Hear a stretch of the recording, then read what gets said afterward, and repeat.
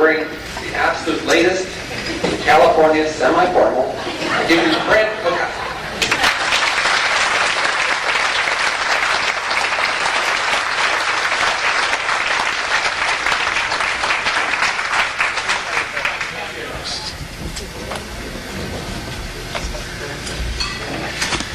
Been an emotional roller coaster day.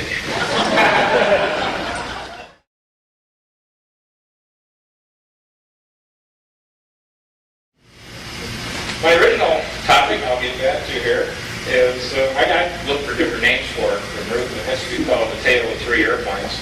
There was 3 airplanes involved in the total thing. There was mine, another airplane, which it's there. It's going to be certified. It's finished its complete test. It belongs to John Coase. He flew it down here. It's out on the flight line. It's another I-540 in a Cheetah. And there was a third airplane, which got returned back into a normal Cheetah. So there's 2 out there. Mine and John Coase's. We've worked carefully. Without some of that support, I sure wouldn't be here now either. Randy drove up from San Diego, but probably not been flowing. It all started back about 2.5 years ago when we entered this project, and I suppose everybody's heard about it. It was the idea, the concept, the original idea was very good. The execution was poor. Maynard Crosby started it up in Seattle, Everett, Washington. When he had that habit, he tended to spend the money on everything that the airplanes that he was supposed to be working on. He had various reasons for that. Mostly is, he owed money from other things, so he kept shifting the funds around. And after nothing was happening for a couple of months, I thought I'd go up there and see what's happening in my airplane. I had heard that they did start, the engine was taken off, the old engine. Later turned out that was entirely true because it was sold. So I get there, it's Saturday morning, nobody's around, I'm sitting outside his shop, sitting in the old gutter, wondering, what do we do now? I look next to me, there's another guy sitting in the gutter, Hey, what are you doing here? He says, I'm looking for Maynard. We probably have something in common. Well, I'm his mechanic. He says, I just paid for my house rent for last month with one of his checks and got a call from the bank late yesterday. It says I owe him last month's rent on the house. As well, we've got a common problem here. So you got the orange and white airplane. I said, yep. He said, yeah, last thing I did was ship your engine to the East Coast.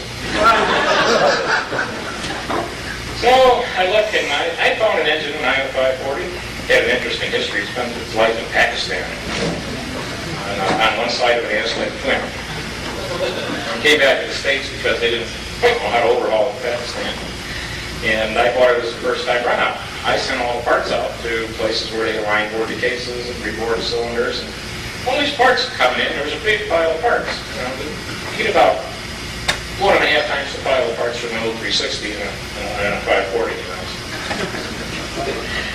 So I said to this fellow, what do we do now? I can't even tow this thing out of here. I can't fly it out of here. I don't have an engine. He said, well, I just put the engine together. I said, well, I never did one of those. The beauty. He said, no. He said, what my grandfather does. I looked at him, he's about 45, about the same as me. You mean he did? He said, no, he does.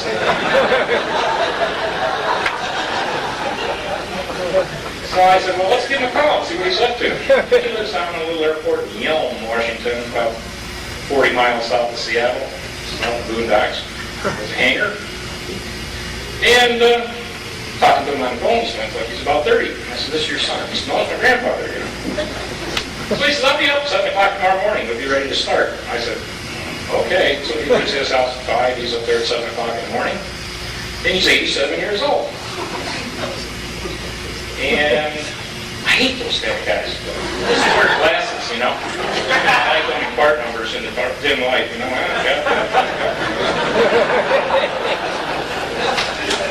We start working. We're working in the back of a van. I had a little spread around the ground too, put the engine together. And, I look and it's noon. I said, "Will we stop for lunch?" He said, "Not till we're done, So, we worked on it for 2 days straight. By George, most of the pieces went on, became an engine. Then we put the engine on the airplane. And we made do with a lot of parts. And I, of course, had to go back to San Diego in between a couple of these things. I come up on a weekend. One weekend, we got almost enough parts so that it looked like an airplane. So this leads to the first test flight, of course, or high-speed taxi. High-speed taxis always get away from you. There's no such thing as a high-speed taxi. No matter how seriously you intend a high-speed taxi, it always flies.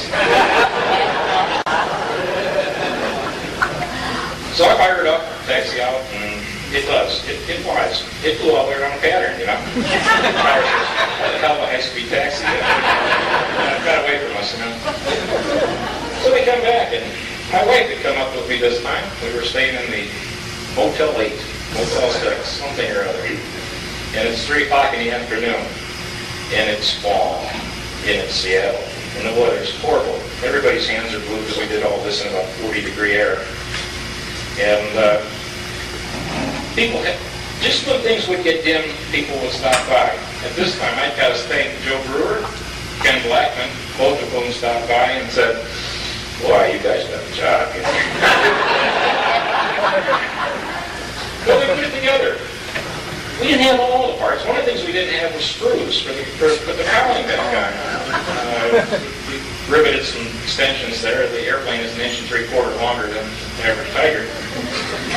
So Lowell says, "Oh, you hold that stuff on with Cleco fasteners."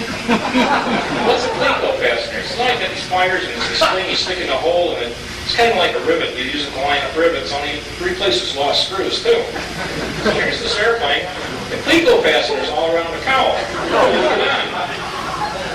And Ken Blackman will confirm this. Those things are amazing. You can fly that airplane to San Diego with Cleco fasteners.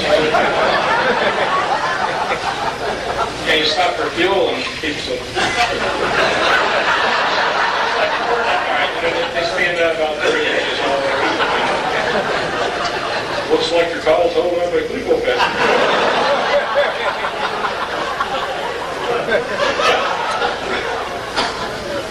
Of course, you have to get out of Washington, and of course, one of the things you do when you change an airplane, it no longer means it's type certificate.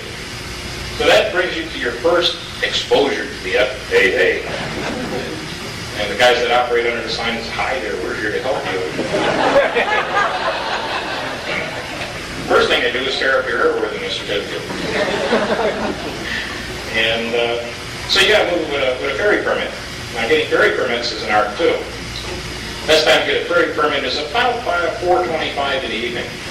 If you get into Bisdo and they're starting to put their coats on, and you come up with a plausible story on why you really need an airworthiness certificate, you find the number of questions they ask is pretty much limited by the second-hand underwater. We're out of here in 3 minutes. I need a ferry permit to go to San Diego on this airplane, but it's a little out of, it's all over there, and okay, sure, no sweat. Besides that, the weather's coming down. It's now at Boeing Field. This is up in Seattle. My wife was with me. My wife, I've been a flight instructor for 20 years. My wife hardly ever flew with me until we bought the airplane. And she flew with me a little bit on nice days. Never really liked IFR flying. So I left that choice to her. Are we going to get out of here? I had the FAA thinks that, well, you can ferry permit that's good for a couple of days. She says, "Well, let's get out of here." So we take the airplane, flew it down to San Diego. So now that's great. Now we got an airplane that has no documentation, nothing. It's got an engine, and we know it won. It got to San Diego from Seattle. But everything's an unknown on it. So I said, well, I'll just get hold of the FAA certification office in Long Beach. Now, most of us deal with BizDos. BizDos can write experimentals for home-built airplanes, but when you begin to deal with a production-built aircraft, you've got to deal with the aircraft certification branch. And there's not that many of them around the country. There's only 5 or 6 of them. One of them being in Seattle because of Boeing, and the other being in Long Beach because of Lockheed and MD-11s and DC-10s that we build there. So you call the FAA office in Long Beach, and you talk to the secretary, and she says, well, Mr. Henry Camper handles that. I said, okay, can I give my name? Have Mr. Camper call me. She said, certainly. Week goes by, 2 weeks goes by, he doesn't call. I call back, she said, well, I put a note on his desk. Nothing happens. So I said, well, I'll take a run up to Long Beach. Maybe I want to meet these guys anyhow, you know. So I get in the old FAA building, and they have a government office, not very fancy. And I said, where's everybody? There's nobody at any of these desks. She says, well, of course not. They're McDonnell Douglas. So what are you doing there? She says, well, they go there every day because McDonnell Douglas was some nice offices and secretarial service, and now they want to come here. That way McDonnell Douglas has them right on here.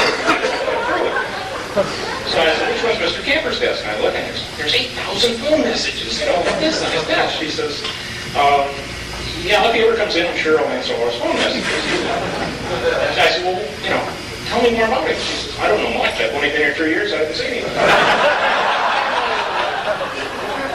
But he handles my area for airworthiness. That's right. So I try to figure out, how can I get him at McDonnell Douglas to find these guys? Because you can't find them at the FAA office because they never go to work. They just go to work at McDonnell Douglas. So I finally got some helpful people in the FISDO to meet him for lunch at McDonnell Douglas, the FAA man. Okay. So I go to McDonnell Douglas now. I find out McDonnell Douglas don't particularly get along well with these people either. I get in the middle of a conversation where they're trying for the MD-11 certification to use composite parts. And of course, the engineers from McDonnell Douglas all look like they're 20, 25 years old, just got out of college, they're designing all these exotic graphite materials. And the FAA guy is wondering where they put the rivets in order to meet this criteria. And the whole lunch conversation went, how would we mold rivet heads in the competitive area? They know a rivet goes every 1 inch and it'll hold so much stress. They just don't quite know how to handle this composite material. So I kind of let that die down.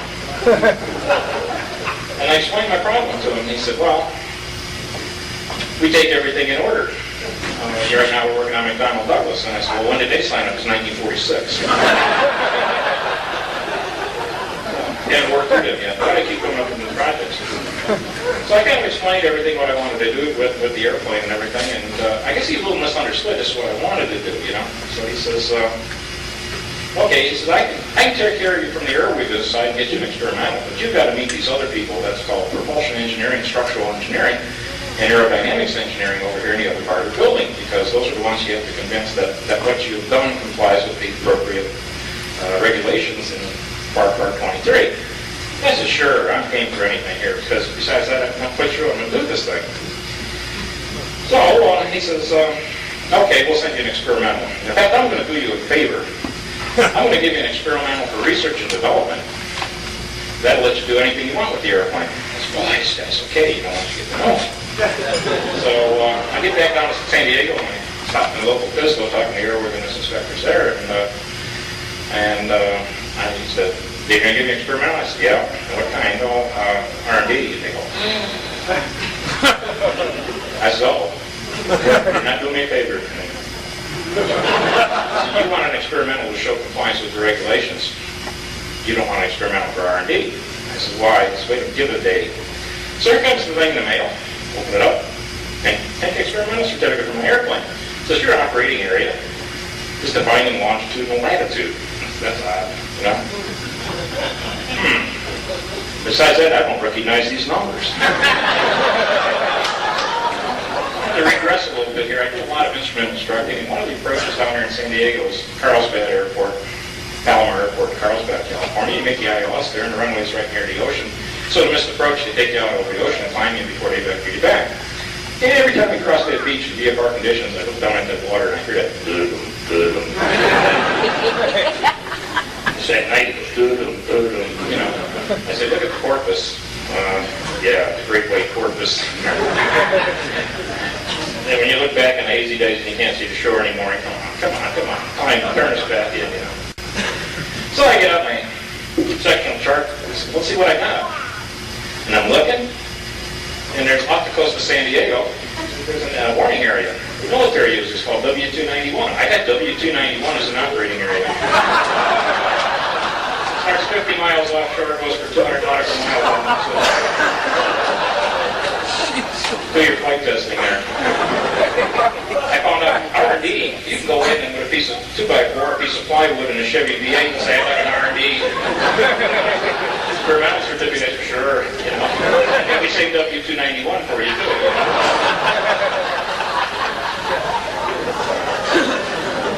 So this is what I was limited to. Well, we'll make the best of it, right? We'll give it a shot. At least we'll show intent. So my wife has always been the data taker on all these spice for cylinder head, temperature, oil temperature, and all the various things, and step pine cooling and everything. So she gets her data pad out there, and we take off, and the shore disappears. Same thing, the island disappears. And Navy control out there it goes by the name of Beaver. They just handle all the F-14s out of Miramar to go out and shoot the missiles down on Point Magoo and stuff like that. So I said, well, I'll call Beaver. So I call Beaver, and Beaver says, do you have the current Aegis? I said, what? The water has an Aegis. They give you a frequency you tune into. Good morning, Beaver Information Bravo. Wave height's 2 to 4 feet, the water temperature 72 degrees, swell strength southwest. Area has an Aegis. Okay, I go back to them. I got your Bravo information Beaver. Okay. It's not a restricted area, it's a warning area. Have fun, let us know what you're doing and when you're leaving. Meanwhile, of course, everybody's familiar with this. The military uses UHF. 2 F-14s show up out of Miramar. So you only hear one side of the conversation. You hear Beaver because they transmit both on VHF and UHF. And the conversation goes, meanwhile, I'm looking at all this water down there, you can't see shore anymore, you know. It's hard to concentrate. So, good morning, gentlemen. Gunslinger 402 and 406. Who's shooter this morning? Roger, understand 406 is shooter this morning. Okay, we'll be coming up out of Magoo in about 3-4 minutes. Go ahead and they go into an attack spread with one of them as the shooter. It was going to be an infrared missile takedown of a cruise missile simulation out of Point Magoo. You know,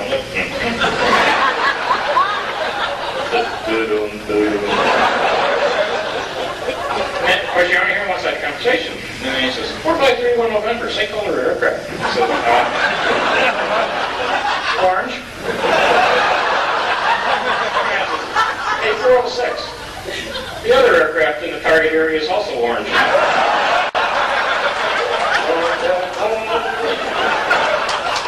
It's time to go home.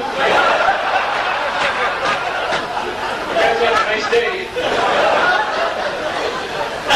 So much for that one. Well, meanwhile, things are getting kind of bleak, right? The airplane's working fine. But we got to get into all these Part 23 requirements. Sitting there wondering, how am I going to prove some of this stuff to them? You know, I'm writing all these test plans, and they find a little fault, and I'd rewrite them, and they'd accept them, and you have to prove that now that you climb at a much higher angle, what's the unusable fuel in the airplane? Did you change it from what Grumman published? What Grumman used to establish it?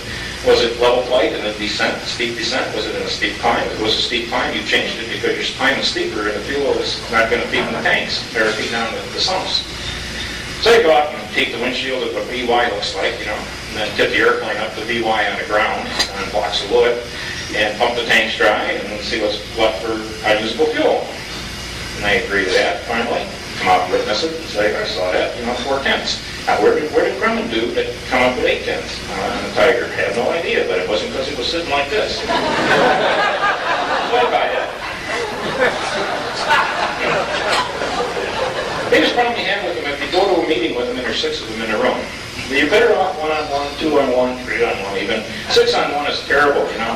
They just kind of kick regulations back and forth between themselves, see if they can think of a new one while you're sitting there.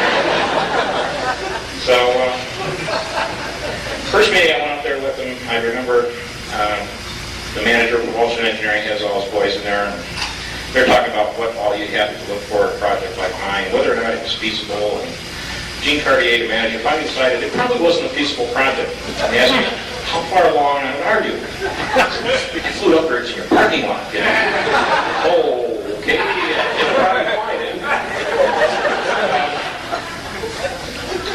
So I'm sitting there, I'll never get by these guys. They get the hot fuel test.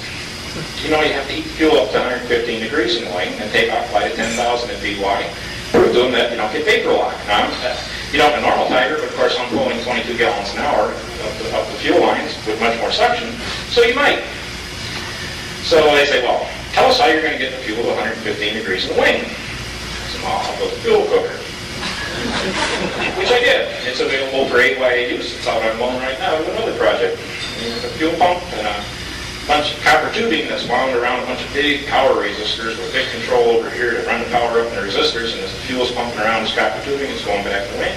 You can bring the wing up to 115 degrees in about 2 hours, 25 gallons. I made a mistake there, though. I had it in the back of my wife's Honda Civic for a while. And I get a call at home, and she was at the shopping center about 2 blocks away. She walked back to the car, and 2 guys came up and opened their wallets and showed the gold badge and said they were with the DEA. They wanted to know what that was. And she said, my husband uses it as a cooker.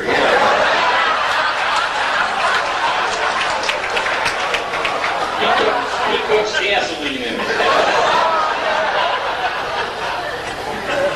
Both hands on the car. So you gotta watch this thing. You know, I've written on it, this is a fuel cooker, but you know, it's hard to tell when you look at it the first time.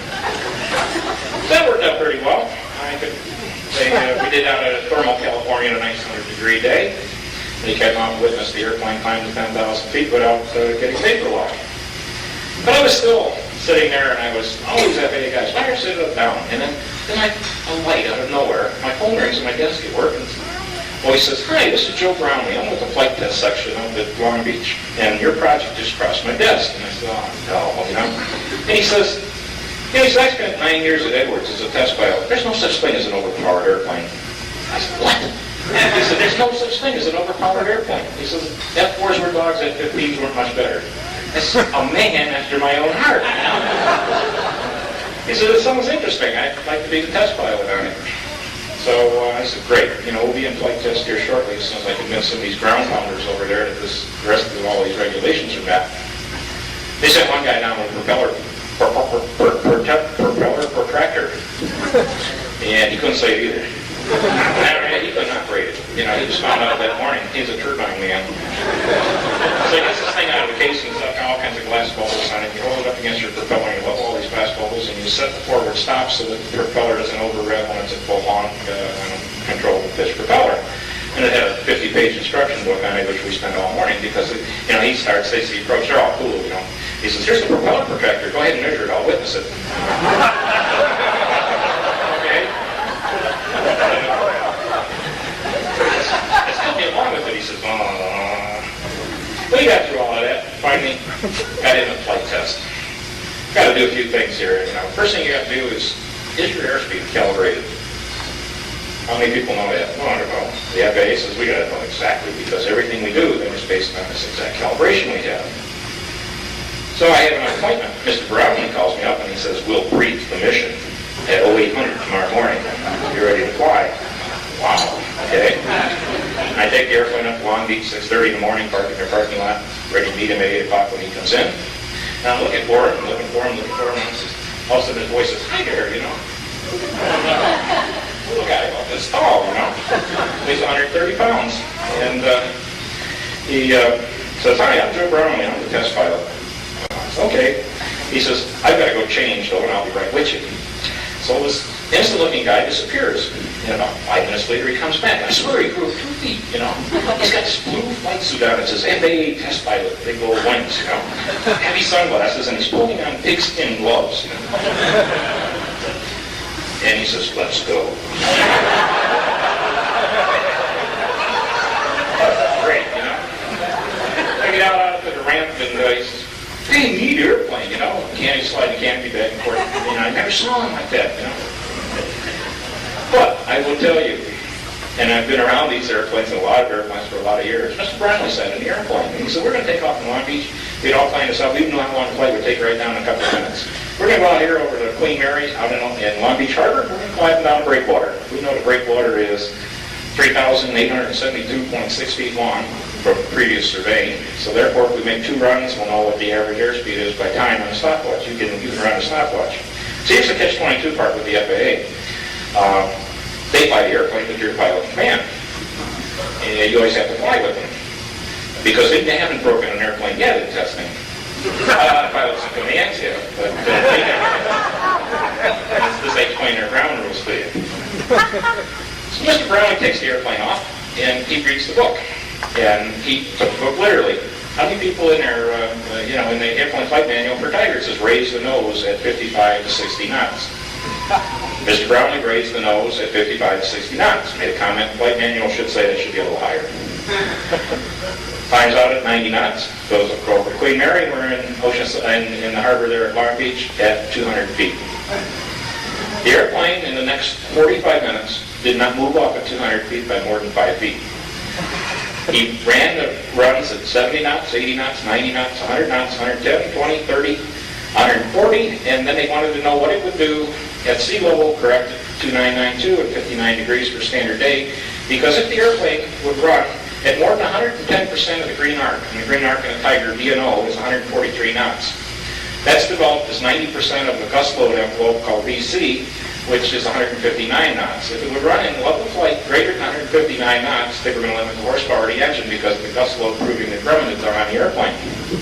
So the last run was at 158.5 knots, wide open, 200 feet off the breakwater there at Long Beach. And the airplane, in all these reversal turns that start the course at the correct airspeed for the next one, never changing by more than 5 feet in altitude.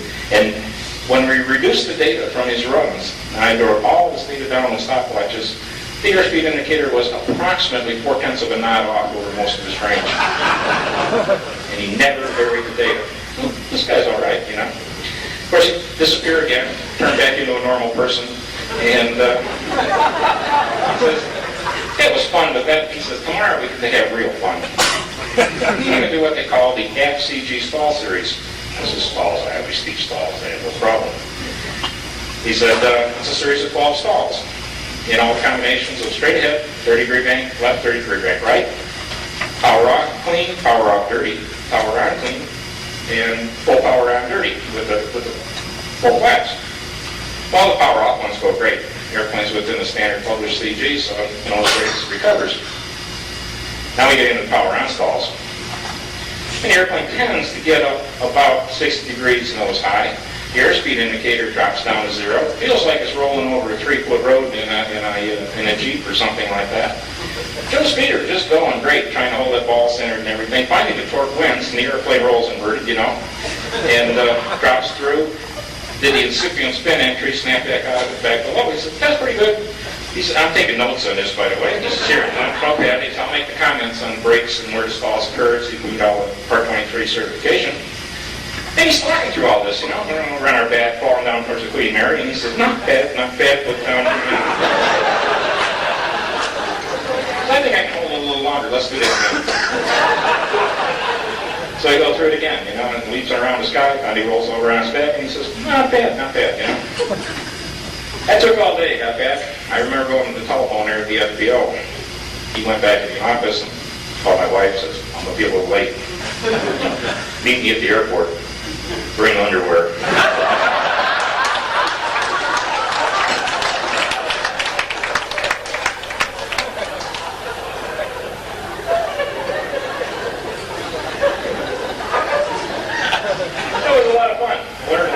How to work with them. Then we hit a monumental roadblock. Monumental. Regulation just went into effect at the time, where the FAA adopted what they call FAR 36. Most people know 91, 61, right? 135, 36. FAR 36. What is it? It's a noise regulation. But the FAA didn't write it. The EPA did. So when you fax the FAA something about their noise regulation, as it beats up, skin down from the EPA, we just signed it, So it goes on rather involved. It's not really that involved if you're doing a 747 and you can devote about $50,000 to the test procedure. But if you're trying to do one airplane, you have to basically do what Boeing has to do for a Stage 3 747. It defines the microphone, the type of grass around the microphone to reflect the sound back up to the microphone, which is located 1 meter above this grass that's been defined by them, where it is 8,200 feet from brake release. And what type of cone above this noise measuring device the airplane was passed through. So I had all these things and started talking to industrial sound type things to look at what it would take to put the equipment together. Of course, nothing's nothing with the FAA. I must have been calibrated within the last 15 minutes. So finally, after 6 months, this was all through last summer, I finally said, surely there's some sanity somewhere. And they put it up through what they call the Small Plane Directorate, which is, they refer to as the Pope in the aircraft modification business in Kansas City. And the Pope said, no, we must follow the EPA regulations. So therefore, Long Beach says, we can't help you any further because the Pope has spoken. So I wrote the EPA. And I said, hey guys, well, here's my plan that they keep turning down is, if I took a Tiger and I removed the Tiger from certification, can I run a noise test instead of coming up with this mathematical model of the noise footprint and everything? Can I just be somewhat quieter than the original Tiger? I mean, I would save a lot of money. And that went away, and I didn't hear for 2 weeks. I got another phone call at work. It was the EPA in Washington. And it wasn't a fellow who sat on the committee when they adopted that. He said, nobody ever brought up the fact somebody changes a airplane. These were rules that were supposed to go in effect for all airplanes for new certification and things like that. You know. And he said, I see your point. If you're removing an airplane and you make one that doesn't make any more noise than the one you're removing from circulation, then we don't see any problem with that. And not only that, we're going to tell our boys over here at the FAA in Washington that we approve of your procedure. And I said, okay. Just a couple of days later, I get a call from Propulsion Engineering in Long Beach. They're kind of downhearted because they hope they kill this thing, you know. I said, hey, remember that guy we told you used to call himself the Pope in Kansas City? He changed his mind. He's never done that. 20 years, he's never changed his mind. He just changed his mind. He says he likes your procedure. I think he heard that from Washington, you know. So now they jump on the bandwagon because they realize that now everybody wants to be involved in this new standard for Part 36 noise testing. So they agreed to do it down in San Diego, and they're going to come down with 6 people from Long Beach, bring their equipment, set it up, all this. And we're going to do this on a Tuesday. Well, they're going to come down on Monday because we're going to do it early Tuesday morning. And you come down, stay in the motel. We met at the local Bisdo. And that afternoon, we thought we'd go out to the site. Well, the site, since the runway is only 3,400 foot long, the site happened to be in a residential area. The city also had a noise monitoring microphone in that same area, because my proposal originally had been to use the city's noise microphone to do this comparison testing. And they decided, no, this time we'll spring for equipment. See, they can change the rules if they want. They won't change the rules if you want. So they bring their own equipment, and they're going to set it up there right in the same place the city has their equipment, residential area. So we all go out to the site in the afternoon. Other AYA people helped here. Leon Helms helped, Peter Rotten helped. Leon was the one who would guide the airplanes when they lift off over the sound with the handy-talkie, tell them which way to keep going to get over to the sound measuring site. But we show up, and you know what happens when you pull in a residential area about 3 o'clock in the afternoon with 6 government cars and go up in one person's front lawn? First thing that happens, 30 kids on bicycles show up, okay? The little old lady comes out of the house and says, oh no, you know. So they asked the little old lady if it's okay if they use her front yard to do this test. And she said, sure, move the garden hose, you know, it's all yours. So we're all set for the next morning. And in order to do this test, I had to compare it with a standard Tiger. And it had to be a standard Tiger with a Macaulay propeller on it, because nobody knows what kind of noise an altered Tiger with a sensitive prop makes. So they have to do what they call a conformity inspection on the airplane. Now, how do you find somebody who owns a Tiger who'll put up their airplane for this test? When you explain to them, the FAA is going to take it apart and see if there's anything on it that doesn't meet its original picture. That is a challenge. Fortunately, parked not too far away from me was a lieutenant commander in the Navy at Miramar who owned a Tiger. Navy people drink.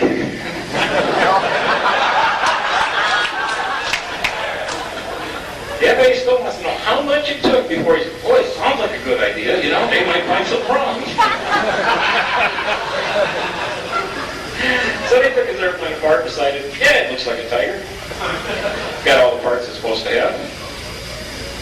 And and certified it as a comparison airplane.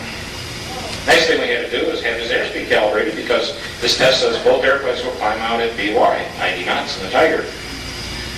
So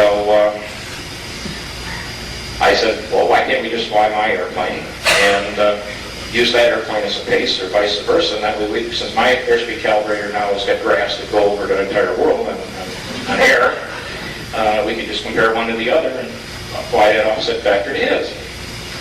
Our engineers don't think much of it, but Brownlee thinks it's a great idea, you know. So he says, look, you can fly the comparison airplane, I'll fly yours. I said, wait a minute, I thought you had me in it you guys never had to spy on command. He said, nobody's going to be by command of this one, I'll just fly it. Okay. In fact, you got a ground counter engineer guy who's still trying to figure out the propeller protractor. And they get in my airplane, and I take Dick's airplane, and another engineer, another FAA, and FAA engineers everywhere, you know. Because everybody wants to get their name in this first time this test is done. Someone's secretly hoping it doesn't work, and the other half are kind of hoping it does. Brownlee always wanted it to. He loved the airplane. And I take off out of Montgomery, going to the coast. We had to do one of Joe's briefings on this, of course, you know. We'll launch it this time and that. But I heard him leave behind me, and then we switched over to multi-com frequency, and Joe says, okay, I'm in position on your right wing. And I kind of glanced over there, and that guy's sitting about 18 inches off my wing. And all I see is that 82-inch prop going around out there. So I'm trying to fly 90 knots and not think about him out there because I'm lead, right? But the sun keeps glancing off that prop, and it's right out there. And of course, the other two guys, the engineers, they don't know any better. They're taking 35mm pictures themselves, you know. So we're flying along, and that guy kept the airplane. When I do a 180 to go back the other way, he didn't even roll in position. He'd lift, you know, and roll and take the non-coordinated turn on the outside, hanging in that 18-inch slot position on the turnaround. Interesting pictures. I get back to Montgomery, turns out Dick's is about a knot off. It's acceptable to just apply the correction factor. So then the next morning, that's the first thing in the morning. This is really official now. They're taking pictures of themselves doing this so they can tell other FAA people how they did this. First thing we got to do is go around the course and map it every 100 feet for temperature gradient, because the regulations say you can't do it if there's a temperature inversion because it'll change the sound reflections. Okay, we do that. Okay, it gets a little cooler as we go up, and the engineer writes all that data down. Now we get both airplanes started up, and we talk to Montgomery. This is off a relatively unused runway 23 at Montgomery. It goes off to the southwest there, down towards Mission Bay. These guys are out in the front yard with their equipment here on the other side of the freeway from the airport. We got handy-talkies. We're ready to go. And we're sitting there running up. We're not getting a word, you know, what's going on out there. All these guys had to do was, one day to set up my tripod. So they had to have a visual evidence of the airplane passing through a 10-degree cone over this noise monitor. You can't miss by too much. So I built a camera that was pointed straight up, a Polaroid camera, with a 10-foot piece of conduit with a T-arm on the top that was about 2 foot wide by trigonometry, so that if I ran some wires down from the 2-foot arm down to the focal point of the camera, that was a 10-degree arc, or 20-degree arc total, 10 degrees either side of right above the airplane. Now the secret was, of course, you got to push the button without being able to see through the camera while the airplane's flying through this arc over the top of this thing. As it turned out, the FAA guy trained himself, and by the end of the testing, he was indeed photographing airplanes instead of birds with this thing. I just had to supply the equipment. They said they'd operate it. Okay. So we're still sitting there, you know, and running. Peter's out at the site, Peter Rotten. Leon's out there. 7 FAA people are out there.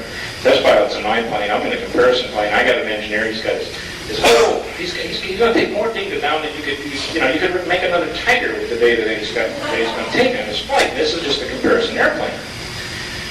So finally, I called him on the handy-talk. I said, "What's happening out there, guys?" And Leon says, "It's garbage day. There's a garbage truck going around out here that's making noise. And the manager of propulsion and engineering is out negotiating with a garbage truck driver, and he doesn't speak English."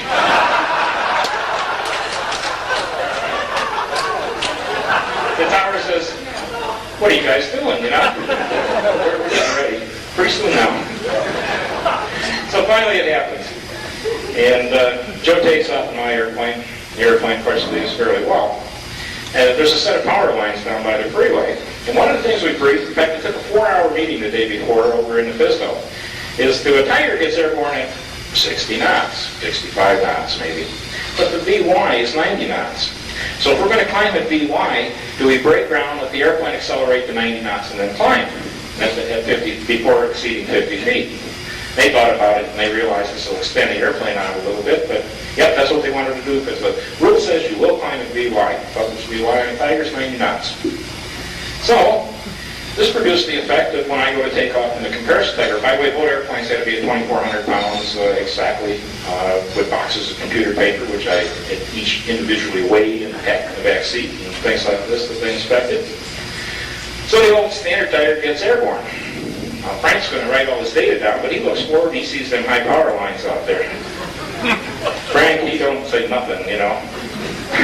He just watching them high power lines. Of course, I'm waiting for it to accelerate to 90, and at the plane we're at, we're going to go under the wires, you know.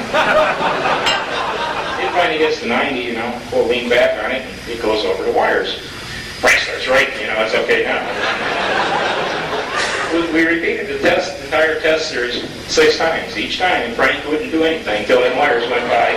Then he just filled in all the data blocks on everything that happened when they take off. You know, he memorized it, but he wouldn't take his eyes off those wires.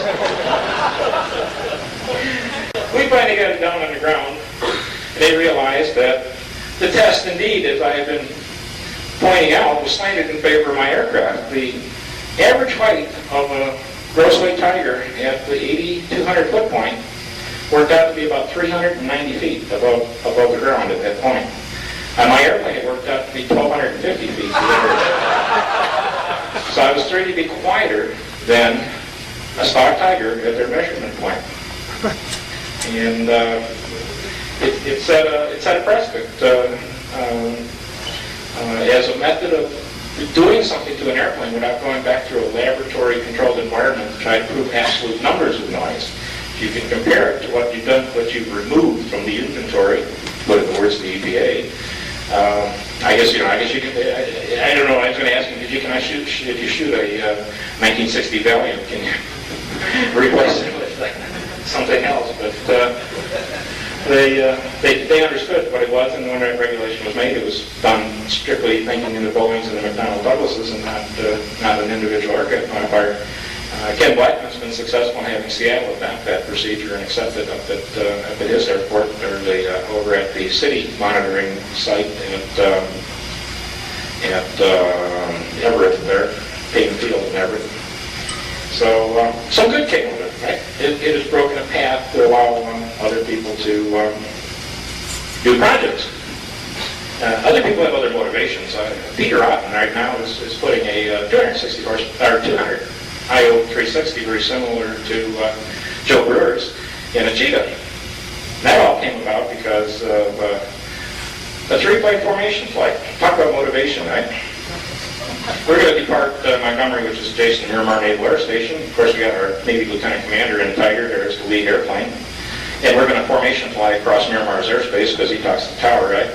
And we're going to press him. So I brought up the rear, and Peter was in the middle. We take off, and Dick thinks everybody's in the Tiger, you know. So Peter's Cheetah starts falling back a little bit, and I'm kind of even with him. Now I'm deciding, so do I stay with the leader, do I stay with Peter? You know, we're starting to spread out, you know. So approach control is also over at Miramar. Of course, everybody knows in formation flight, they usually have the leader squawk something, and the other 2 airplanes turn their transponders on. We're flying along, and approach says, "You guys in formation?" Yeah. So your wingman's trailing back about a mile. So pulls it a little bit back on a Tiger, right? Back and back again, you know. Approach controller finally says, "Hey, listen, we're going to have to get a separate squawk code to that back guy because he's legal our separation from you now, you know." As Peter says, "I can't find him, guys up there." So that started his 200 horsepower project. We had a lot of fun with them. Like I said, a lot of people have helped with the project, ideas. It's worked out The airplane is fun to fly. I'm not going to bore you with what it does, but what I have elected to do, though, if somebody's willing, is I'll take an independent observation. You can be Joe Brownlee for a day here, and fly the airplane. Dave says, let's have everybody throw their name in a hat, big hat or low hat, whatever it takes. And tomorrow, you can take the airplane out and exercise a little bit and tell us what you think of it. It's a fun airplane to fly. It certainly solves your density altitude problems. And it doesn't solve your fuel bill problems, though. But you don't get anything for nothing. So the airplane does indeed fly like a tiger, except it's capable of extending its envelope out. It's been interesting. We were talking about pilots earlier. What's a macho pilot? I found him. The macho pilot is the one that's going to go out there, take his airworthiness certificate, and say, "Let me in. I'm going to convert this thing."